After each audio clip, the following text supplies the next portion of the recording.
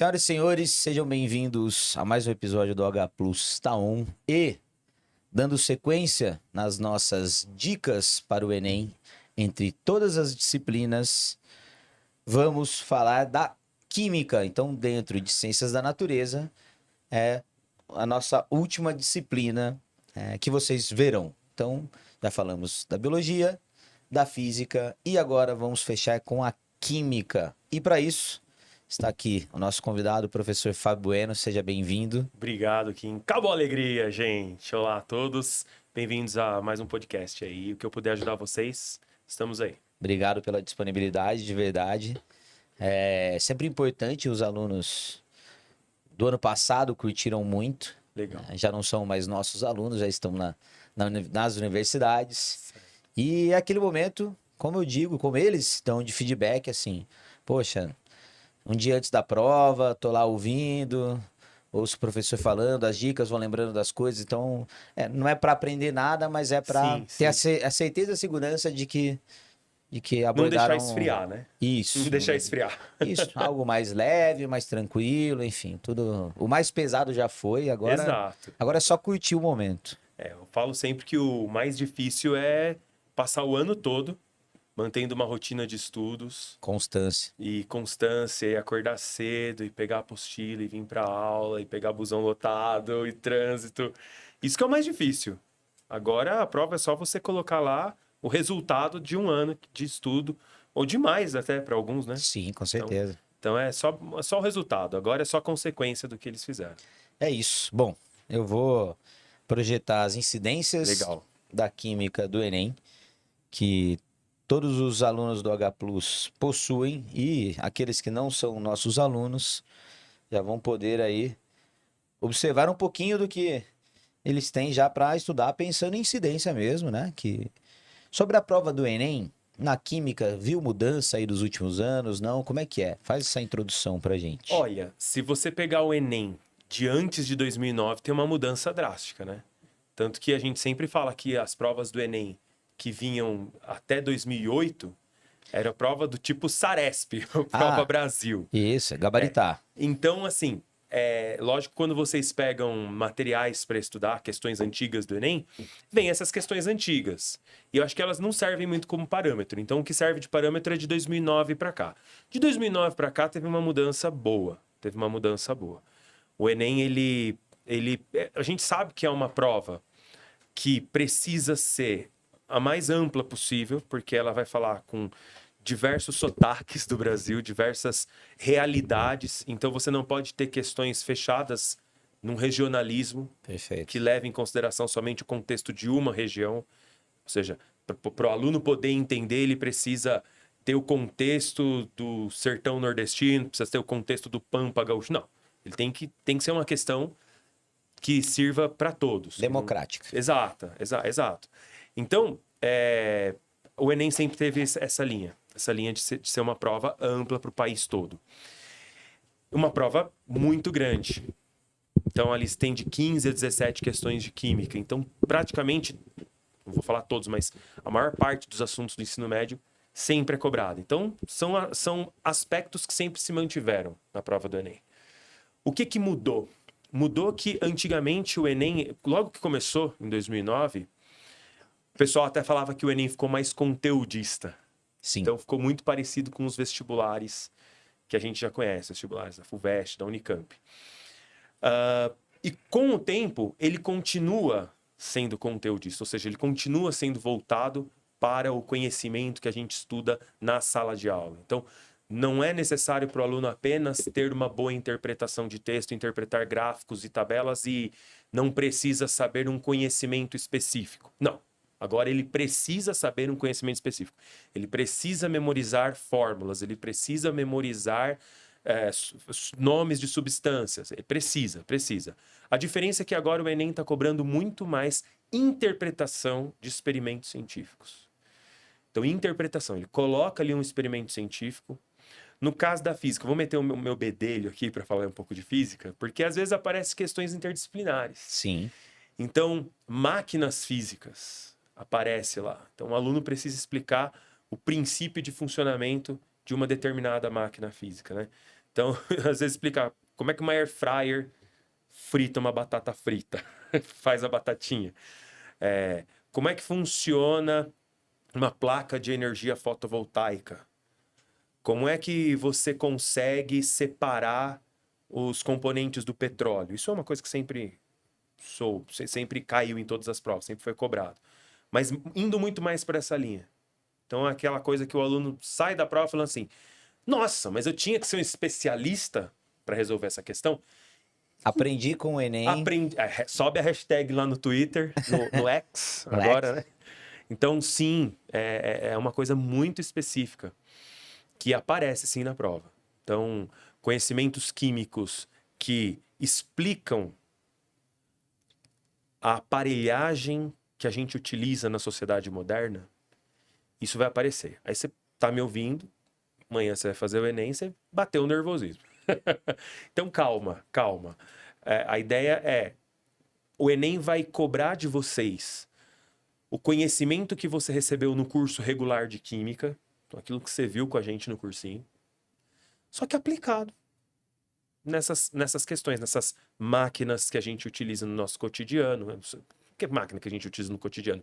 Máquina de lavar, utensílio doméstico, televisão, celular, até mesmo foguete aeroespacial. Então vai estar lá naquele contexto.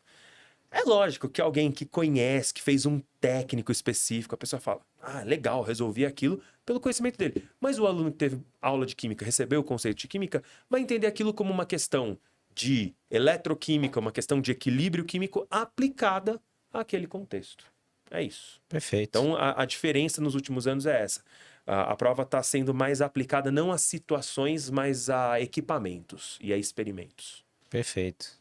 Bom, peguei aqui a incidência da prova de Química do Enem dos últimos 5 anos e está separado. Por favor, sinta-se à vontade para destrinchar. Isso aí não sei se está muito amplo, se não está.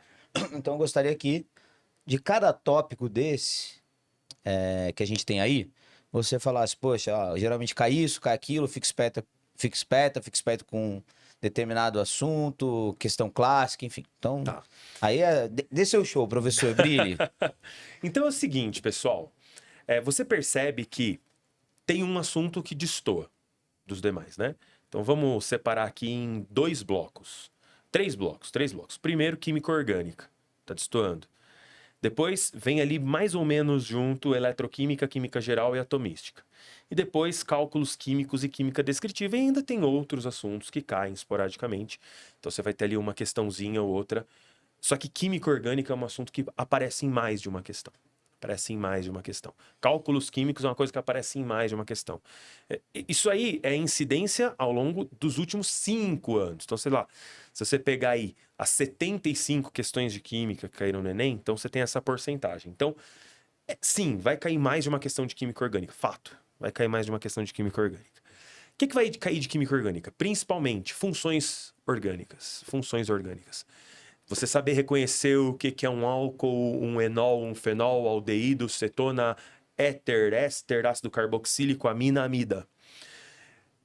É muito legal se você souber também as principais aplicações desses tipos de substâncias orgânicas. Então, por exemplo, saber que amidas aparecem em proteínas a partir da ligação amídica, da ligação peptídica de um aminoácido, né?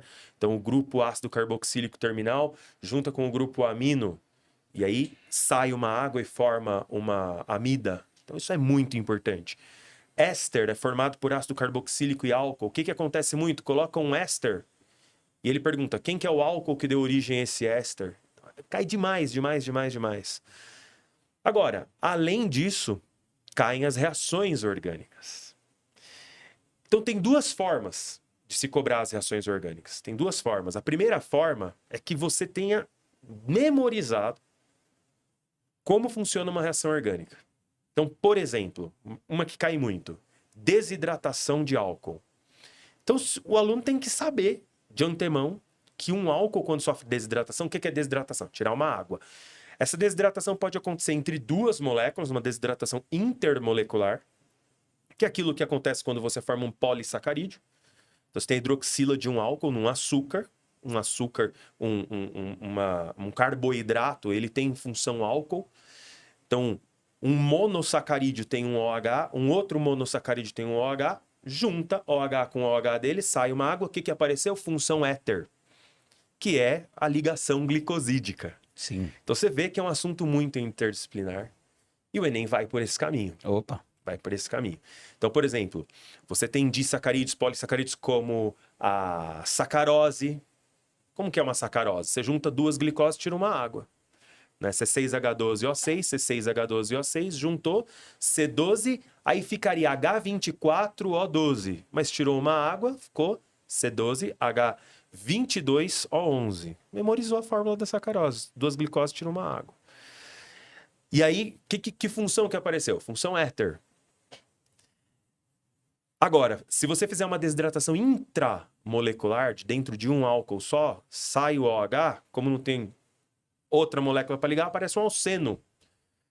Então, tem que memorizar isso anteriormente. Esterificação, ácido carboxílico e álcool forma éster e água. Ozonólise.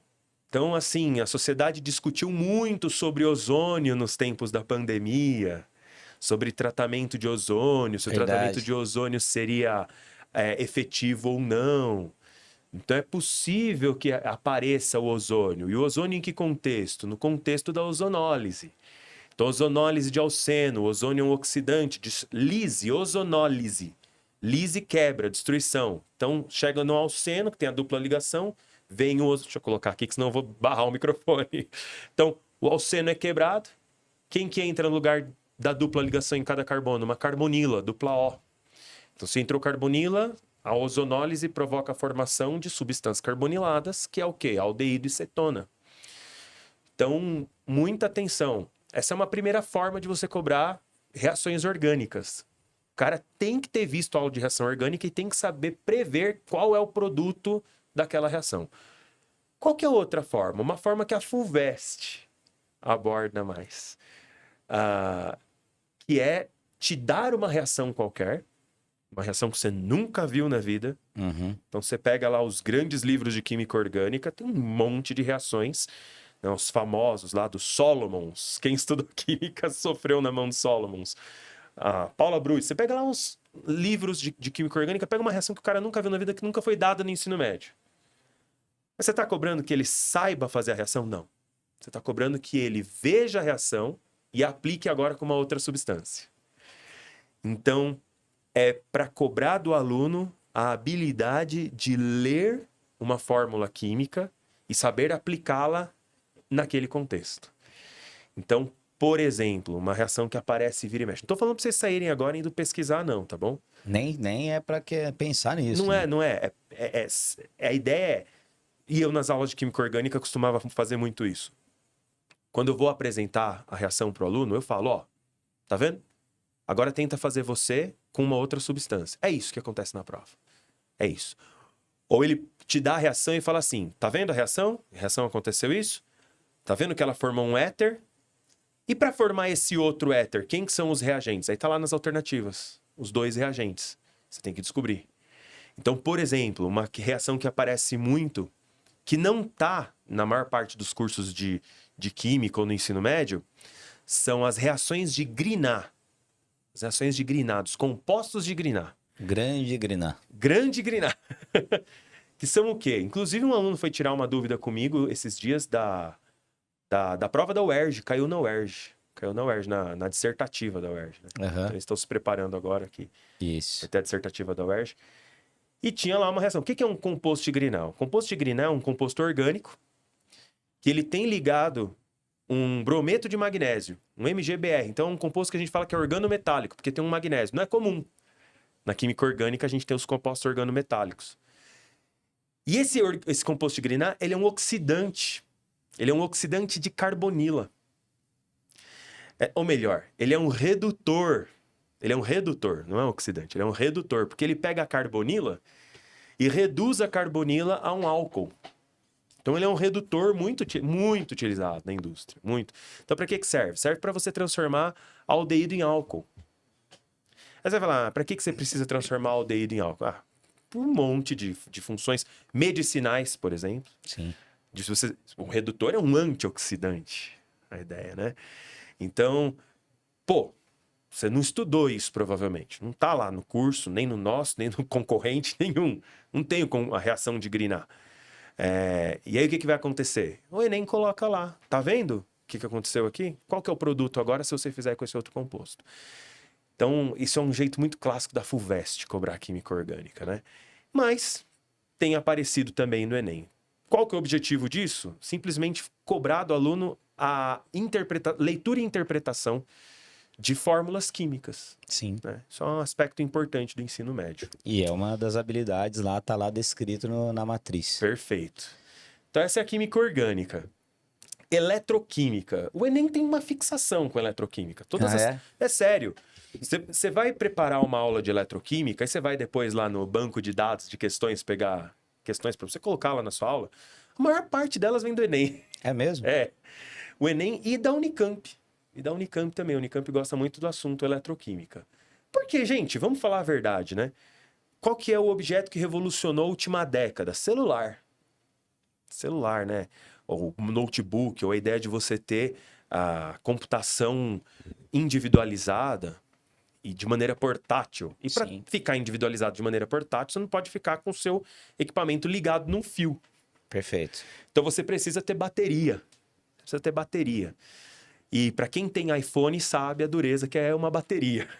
A bateria acaba muito rápido. A vida útil da bateria acaba muito rápido. Né? Vocês já devem ter visto essa questão de vida útil, que é o quê? Você comprou a bateria, tem lá, usando um ano, beleza. Tá funcionando otimamente, maravilhosamente. Passou um ano, você percebe que você passa a ter que carregar com a mesma forma de usar o telefone. Sim. Você passa a ter que carregar mais cedo. A bateria já não está durando tanto. Até que chega um ponto que você usa por 5 horas, a bateria já esgotou, você fica sendo aqueles ratos de carregador de celular, né? Sim, viciado. Tomada. E aí, o que é isso, né? As baterias, elas têm uma reação eletroquímica dentro delas. Elas têm substâncias químicas que são oxidadas, outras substâncias que são reduzidas. O que é oxidar? É perder elétron. O que é reduzir? É ganhar elétron.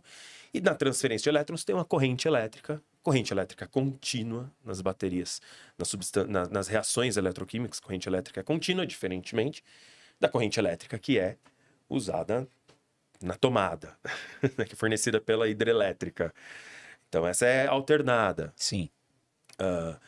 Então, é corrente mesmo de elétron, é elétronzinho em fila que a química tem. Então, é isso que acontece na bateria do seu celular. Tem uma substância química que é oxidada, tem uma substância que é reduzida. E conforme o tempo passa, essa substância que é oxidada já não consegue ser oxidada com o mesmo rendimento. Porque depois que a substância é oxidada e a outra é reduzida, é formada, em que funcionou a pilha, funcionou a célula eletroquímica, a célula de bateria, a pilha, aí você tem um processo contrário, que é regenerar a pilha, que aí funciona como uma eletrólise, uma célula eletrolítica. A substância que foi oxidada agora é reduzida, e a substância que foi reduzida agora vai ser oxidada. Esse processo não é espontâneo, precisa de corrente elétrica, é o momento que você liga o seu celular na tomada. Perfeito. Lindo, maravilhoso. O que o Enem vai cobrar? O Enem vai cobrar de você se a pilha usa lítio? Claro que não. É evidente, a gente sabe que é o lítio. Lítio é importantíssimo, hoje em dia, exatamente, por causa da composição das baterias. A gente precisa muito de lítio. Mas o que vai cair no Enem é um aspecto clássico da eletroquímica. É saber que numa pilha tem 2 eletrodos em 2 ambientes diferentes. Um eletrodo onde ocorre a oxidação é o ânodo, o eletrodo onde ocorre a redução é o cátodo, o ânodo tem polo negativo, o cátodo é positivo. A pilha é um processo espontâneo, então a força eletromotriz afém da pilha é positiva. O ânodo sofre oxidação, a massa dele diminui, o cátodo sofre redução, geralmente a massa dele aumenta, né? A não ser que quem esteja sofrendo redução lá seja o H+, de uma pilha ácida, porque aí vai formar gás, né? Mas em geral, é isso que vai cair. E na eletrólise? Eletrólise tem que saber que tem 2 tipos de eletrólise. Eletrólise ígnea e eletrólise aquosa. O que é eletrólise? Eletrólise é você reduzir um cátion e oxidar um ânion. O que é reduzir? Ganhar elétron. Quem é que ganha elétron? Um cátion. que é oxidar? É dar elétron. Quem que dá elétron? Ânion. Então, esse tipo de coisa, saber elettrólise ígnea e eletrólise aquosa é uma coisa muito, muito, muito, muito importante. Eletrólise da água do mar. Eletrólise da água do mar. Eletrólise de salmoura. Eletrólise da água com cloreto de sódio. Produto é gás hidrogênio, gente. Gás hidrogênio. Eletrólise da água do mar é gás hidrogênio. Né? Então, em geral, é isso que cai da eletroquímica. O Enem não cobra muito a ideia de NOx. Caiu, tá? Já caiu o NOx. Mas, assim, você saber o NOx do elemento químico... Eu me lembro de uma questão que falava do ciclo do nitrogênio. Uhum. Então, é aquele tipo de coisa que... É que ele pedia exatamente o que acontece com o NOx do nitrogênio quando após a ação das Resolve? bactérias... Não, ele perguntava sobre a ação da bactéria nitrificante. Ah, sim, das nitrificantes. Exatamente. Então ela mostrava lá o ciclo do nitrogênio. Então a bactéria pega o nitrogênio e transforma em nitrato, nitrito, amônio. Sim, tinha a fixação do nitrogênio, depois ele até amônia. Exato. Aí isso que confunde, né? Que o moleque começa a ler a questão, Fala, pô, é biologia. acho que é biologia. Aí no final falou assim: o que aconteceu com o nitrogênio? Foi oxidação, redução, Sim. entendeu? Então, é mais raro cair assim. É mais no sentido mesmo de saber como uma pilha funciona, como que funciona uma célula eletrolítica, saber prever quem são os produtos da eletrólise, isso que é importante. Boa. Então, eletroquímica é isso aí. Química geral. Pô, química geral, o que seria química Acho muito geral? legal, né? Quando a gente coloca assim, química geral. Geral Química é geral, tudo, pô. química geral e química descritiva Estão juntas? não tão. Eu falo que a química descritiva é aquilo que a gente coloca no final do curso, que se encaixa em vários assuntos. Se encaixa em vários assuntos e explica aspectos da nossa sociedade do ponto de vista químico. Né? Pulei um pouquinho, estou falando da química descritiva. Então, falar da produção de combustíveis, falar da produção de minerais, mineração. Então, você saber a diferença entre óxido de ferro e hematita, você saber a diferença de óxido de alumínio e bauxita, saber quais são os processos de produção, que são eletrólises também, né? Então, a química descritiva cai bem menos e ela fala um pouco desses aspectos, de você saber produtos da mineração, como é que é feito o aço. Então, química de siderurgia, né? Então, você tem altos fornos e o ferro é reduzido na presença de quê? De CO, monóxido de carbono. Então, saber que o monóxido de carbono é um redutor. O que é um redutor? Ele vai tirar um oxigênio do ferro. O ferro está oxidado, ele tira um oxigênio do ferro, reduz o ferro, forma o ferro metálico para a gente poder fazer microfone, por exemplo. Perfeito. Então, saber que, por exemplo, a eletrólise da bauxita, eletrólise ígnea da bauxita, a bauxita é um minério que contém óxido de alumínio. Então, a eletrólise ígnea da bauxita forma o alumínio metálico. São processos que consomem muita energia. Caramba, eletrólise consome corrente elétrica. Então, fazer alumínio é um negócio que consome muita energia. Portanto, é muito melhor a gente reciclar alumínio. Alumínio é um dos metais mais reciclados, se não o mais reciclado do mundo. E não é porque nós somos bons samaritanos e gostamos de reciclar, né? Porque é caro fazer alumínio. Alumínio novo é muito caro de fazer.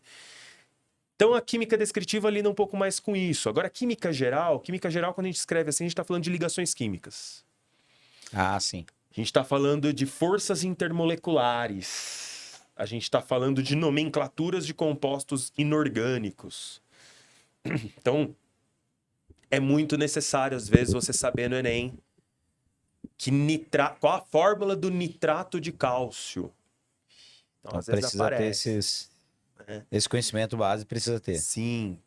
Professor, então é o quê? Para saber que é nitrato, aí tem a regrinha. Mosquito teimoso, te bato, te pico, te meto no vidrico.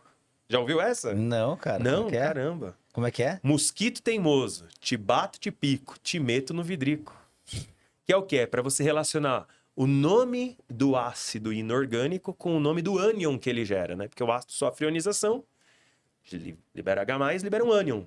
Então, se o ácido termina em oso, o ácido nitroso forma um ânion nitrito. Mosquito teimoso. Ácido nitroso forma nitrito. Aí o te bato, te pico é o quê? Que se o ácido é clórico, ele forma clorato. E se o ácido é clorídrico, forma cloreto. Então você consegue, né, hídrico é nome de ácido não oxigenado. Então, eto é nome de ânion não oxigenado. Então, é raro de cobrar nomenclatura.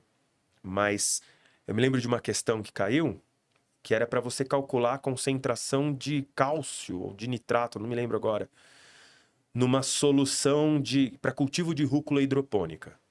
Então, assim, o contexto tá lá. Ah, para fazer rúcula hidropônica. Aí você coloca uma solução nutritiva de nitrato de cálcio. Aí o pessoal sai da prova falando, olha, prova do Enem cobrou que eu soubesse cultivo de rúcula hidropônica. Não, meu amigo. Exato. Cobrou que você soubesse quem é o nitrato de cálcio, calcular, transformar a massa em mol, e a partir disso você calcular a concentração iônica. Então tinha que saber que o nitrato de cálcio tem 2 ânions nitrato para um cálcio. Bem específico, dentro de um contexto, mas é a questão clássica de química. Então você percebe que assim, você viu que no meu exemplo eu usei química geral com cálculos químicos. Sim, exato. A química geral dificilmente ela vai ser cobrada de forma isolada. Porque se as provas do Enem elas são interdisciplinares, antes de serem interdisciplinares, elas são intertemáticas. Sim, com certeza. Então você nunca vai ter um conceito só sendo cobrado naquela questão. Sim. Por isso que quando a gente está preparando o material, a gente tem uma dificuldade muito grande, né? Opa, como é que vai separar esse conteúdo? Essa questão ela vai ser cobrada onde? Melhor eu colocar em soluções? Melhor eu colocar em massa molar? Melhor eu colocar em sais? É isso. Então, não tem jeito. Tudo aquilo que você aprendeu de química, às vezes vai ser cobrado 3 conceitos numa questão. Mas então, arredondando aqui, essa parte de química geral vai falar de nomenclatura e vai falar de forças intermoleculares, pessoal. Tá caindo muito nas provas a ideia de saber a diferença de uma ligação intramolecular e de ligação intermolecular. Então, a intramolecular é aquela que une átomos. A intermolecular é aquela que une moléculas.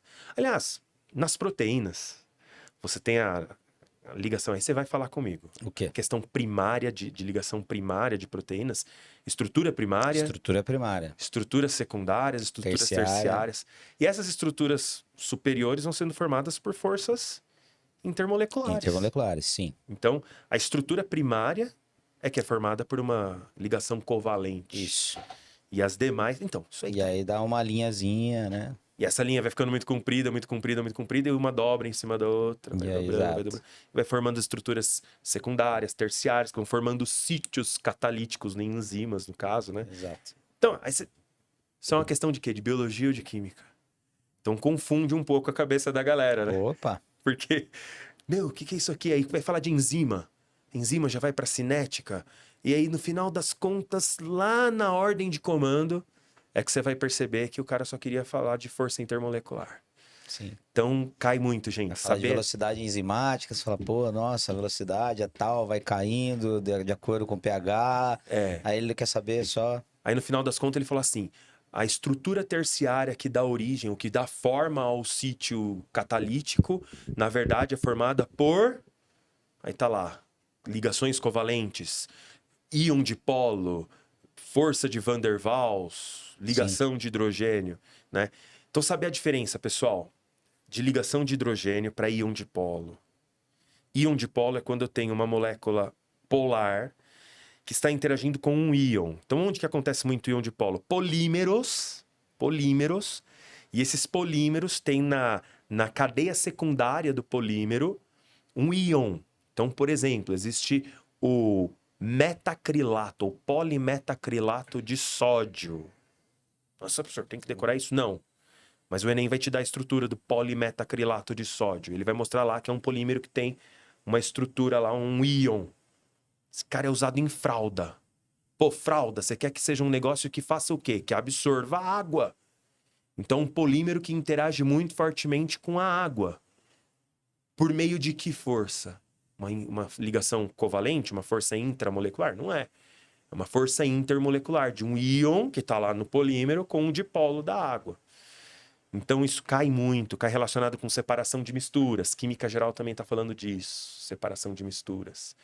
Então carvão ativado, serve para quê um filtro de carvão ativado? Serve para quando você passa água, aquilo que é apolar e está dissolvido na água, que dá cheiro, que você não quer tomar uma água com cheiro, com gosto. Então faz passar pelo filtro de carvão ativado. Carvão é apolar, retém as partículas apolares.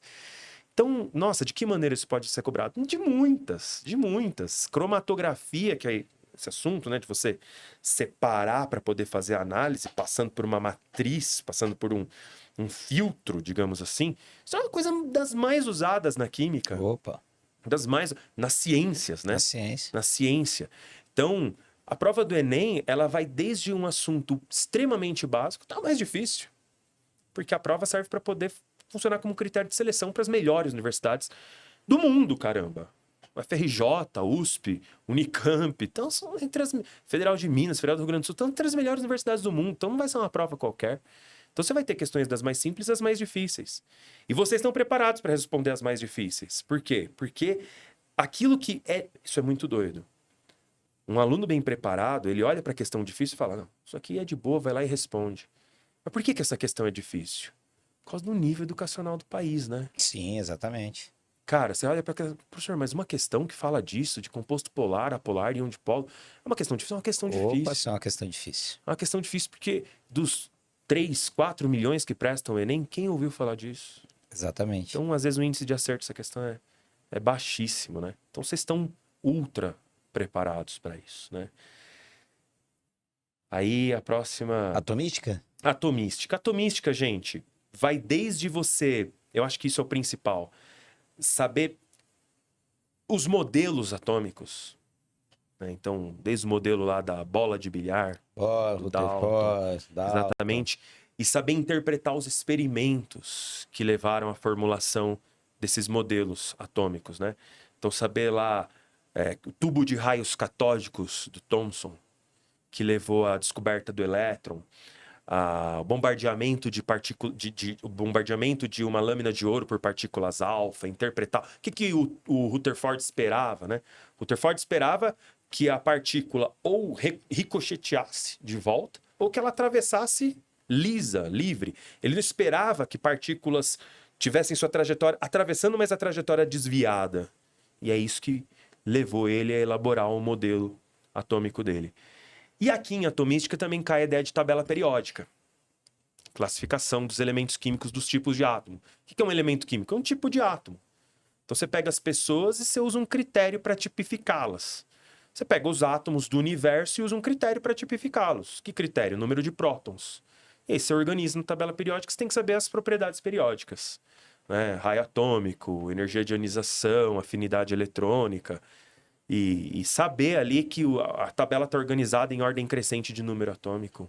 Isso é essencial. Tem que saber a tabela de cor? Não. Quando cai uma questão específica de tabela periódica, te dá lá a tabelinha para você poder fazer. E aqui, às vezes, ele relaciona com radioatividade, né? Porque emissão de partícula alfa, emissão de partícula beta leva à transmutação de elemento. Então, Isso. a ideia de você emitir partícula alfa, número de massa cai em 4 unidades, número atômico cai em 2 unidades. Emissão de partícula beta, o número de massa se mantém, o número atômico aumenta em 1 unidade. Saber isso é muito importante. E é isso, acho que demos um panorama geral aí daquilo que mais cai na prova. Aí você tem ali questões ainda de equilíbrio químico, que é um assunto que é sempre muito presente, sobretudo relacionado com ideias de caráter ácido-base de substâncias, né? Ah, isso sempre aparece. Sempre aparece. Então, uma empresa está despejando esgoto no rio cujo pH é 4. E segundo a CETESB, você precisa que o corpo lá de esgoto receba efluente com pH entre 5 e 8. Então, que substância deve ser adicionada? Perfeito. Então, pô, tá super ácido, você tem que colocar uma substância de caráter básico. Aí coloca lá nas alternativas, você tem que escolher algum que tem caráter básico. Às vezes ele mostra que a substância tem caráter ácido ou básico, colocando a equação de dissociação da substância e do lado Ka ou Kb. Se é Ka, se é ácido, Kb se é básico. Quanto maior o Ka, mais forte o ácido, quanto maior o Kb, mais forte a base. Cai pKa às vezes, né? O que é pKa? pKa é um pH. pKa é um pH. pKa é o pH em que a concentração do ácido fica igual à concentração do ânion que esse ácido gerou, né? Que é a base conjugada. Então, se você altera o pH da solução, o ácido pode aumentar, a base conjugada diminui. O ácido diminui, a base conjugada aumenta. Então, saber essas relações. Mas aí eu já estou falando de aspectos mais detalhistas. São assim, questões mais difíceis, ou não? São questões mais difíceis. São sim. Né? Nossa, você meter um pKa lá no meio. Por exemplo, ano passado, a questão que foi considerada a mais difícil de química era a questão que pedia do aluno qual era a forma que o aminoácido assumia determinando na urina. Falava que o pH da urina era 5 e falava que a pessoa eliminava um determinado aminoácido na urina. De que forma que esse aminoácido estava? Então, como assim que forma? O aminoácido era formado por 3 grupos. O grupo amino é o NH2, que pode ser protonado, vira NH3+. O grupo ácido carboxílico, que é C-OH, que ele pode ser desprotonado, vira uma carboxilato, C-OH-. E tinha um grupo um tioálcool, o HS, um bisulfeto lá, né? Que tinha um HS-, que poderia ser desprotonado também, vira S-. E como que ele é protonado ou desprotonado? Deslocando equilíbrio. Se fica muito ácido, fica protonado. Se fica menos ácido, desprotona. Então, para você saber a forma em que vai estar, tem que comparar o pH com o pKa de cada um deles. Então, isso é algo que é muito abordado onde? Bioquímica de ensino superior. Sim. Aí fala, pô, o aluno de ensino médio tinha condições de responder isso? Tinha. Tem aula de pKa. Mais difícil, hein, cara? É difícil. E por que é difícil? Porque não é um assunto muito abordado em vestibulares. Exato. E vamos ser honesto, né? Como é que o aluno se prepara? O aluno vai se preparando com questões antigas. Prova anterior. Prova anterior. Aí, de repente, apareceu isso no Enem. Apareceu no Enem, começou a pulular aqui. Já apareceu no exame de acesso da FUVEST que ela faz seriado. Sim. Então, já apareceu na Unesp, né? De meio de ano. Então, pipocou ali, vai pipocar agora. vai Precisa pipocando. saber. Então é legal.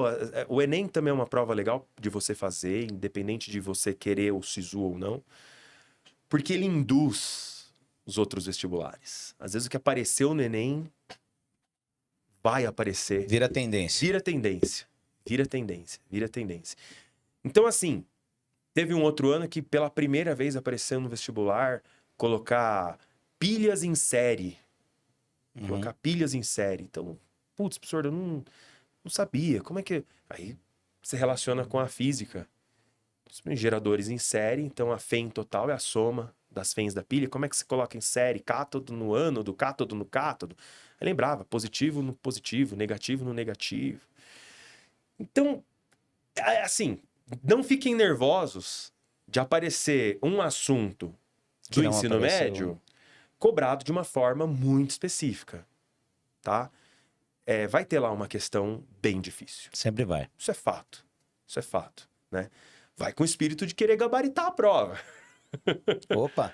Mas tá tudo bem errar essa questão também. Isso é importante dizer. E que assunto vai ser o assunto que vai ter a questão mais difícil? Não sei. Pode ser um assunto de radioatividade. Cobrando lá uma equação de decaimento radioativo muito difícil. Uma estequiometria? Eu acho mais difícil de estequiometria, porque estequiometria não dá pra você ir além daquilo que já é ensinado no ensino médio. Dá pra você dificultar. Dificuldade de estequiometria é quando você geralmente faz a pergunta não sobre o produto formado, mas sobre o reagente que foi consumido.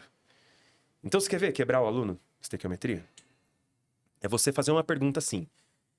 Que massa de um minério é necessária para produzir um metal? Mas esse minério tem 75% de pureza e o rendimento da reação é de 90%. Puta, isso é difícil. Entendeu? Então é isso. Você faz a pergunta sobre o reagente, mete rendimento e mete pureza. É isso. Pronto, cara. Põe números difíceis. Põe número que não dá para simplificar. Isso vai ser uma questão difícil. Ponto. Né? Mas então eu acho que as questões mais difíceis elas acabam sendo cobradas em orgânica, em eletroquímica, em equilíbrio químico, em radioatividade, termoquímica. Termoquímica eu acho mais complicado, porque não dá para você fugir muito daquilo que tá. A termoquímica, ela tangencia uma parte muito delicada, né, da termodinâmica. Então, talvez ali, brincando um pouquinho com a física.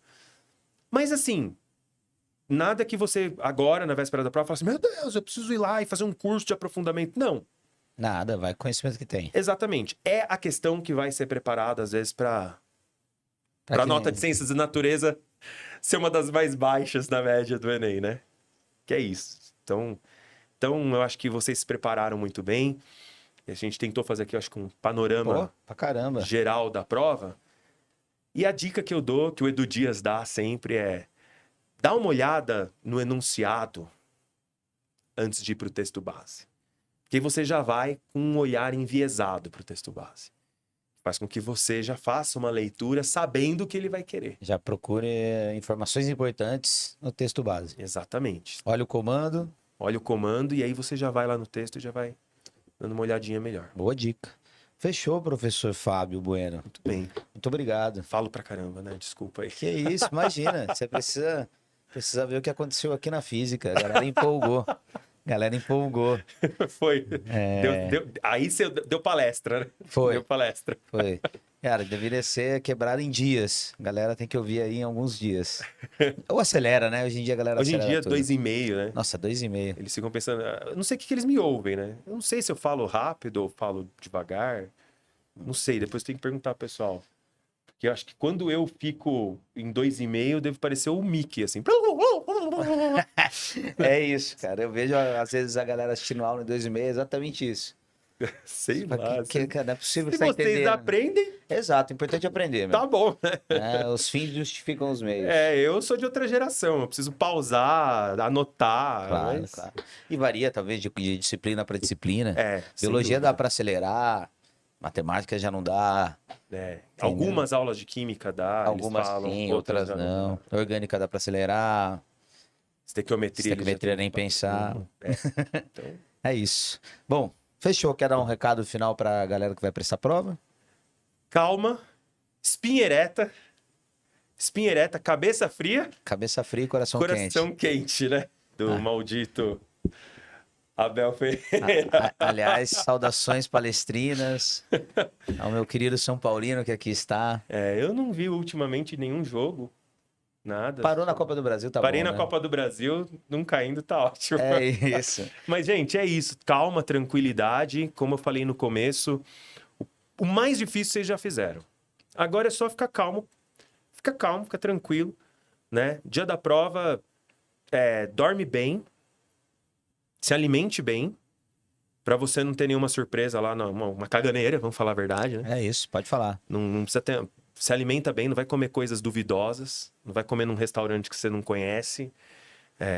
Se cuida da sua cabeça, evite situações que te criem, que sejam gatilhos de ansiedade. Evite pessoas que sejam gatilhos de ansiedade. Né? A gente sabe que às vezes tem pessoas, sei lá, ambientes familiares, Opa. que às vezes podem provocar certos gatilhos de ansiedade em vocês. Tenta evitar para que vocês consigam render de maneira que seja correspondente, seja digna do esforço que vocês tiveram esse ano todo. Perfeito. Fechou, professor. Muito obrigado. Eu que pela sua agradeço presença aí pela novamente. consideração de convidar a gente. Obrigado. É isso. Espero que tenham gostado. Por favor, curtam aí, comentem se gostou, se não gostou, passa para amigo, para inimigo. Se gostou, passa para amigo, se não gostou, passa para inimigo. É isso aí, enfim. mas passa. Mas passa. Mas O passa. importante é passar. E siga o H Plus nas redes sociais para sempre ficar antenada às informações dos vestibulares. Fechou? Isso aí. É isso. Valeu, obrigado mais uma vez. Até a próxima. Tchau.